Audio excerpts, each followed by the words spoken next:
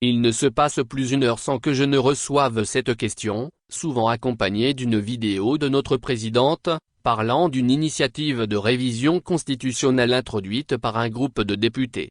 J'ai toujours fait preuve de transparence avec vous depuis que je suis député et ce n'est pas maintenant que je vais me cacher. J'aimerais faire les 3 précisions suivantes. Primo, l'information dont il s'agit a été donnée par la présidente de l'Assemblée nationale à la clôture de la session dernière. Je n'étais pas là comme vous le savez, mais l'information est vraie. Un groupe de députés a effectivement déposé une proposition de modification constitutionnelle. Secondo, ceci fait partie des procédures normales de notre Assemblée nationale. Moi-même j'ai déjà déposé 3 propositions de loi. Notre règlement intérieur impose à la présidente d'annoncer à la plénière suivant le dépôt du projet ou de la proposition de loi, le dit dépôt. Ensuite elle dispose de 48 heures pour envoyer le texte au gouvernement en cas de proposition de loi. Le texte revient après avis favorable du gouvernement pour suivre la noria habituelle à l'Assemblée nationale, à savoir, conférence des présidents, étude de fond dans une ou plusieurs commissions et ensuite étude en plénière puis adoption.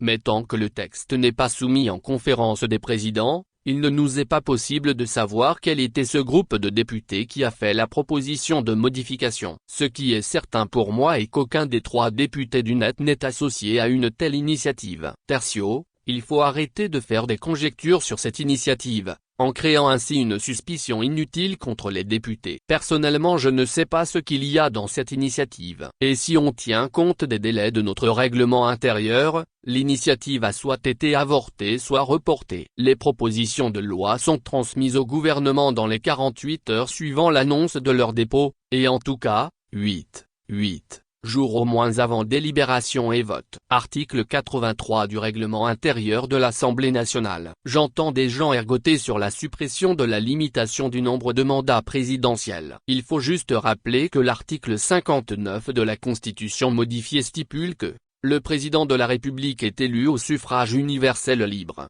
direct, égal et secret pour un mandat de 5 ans renouvelable une seule fois.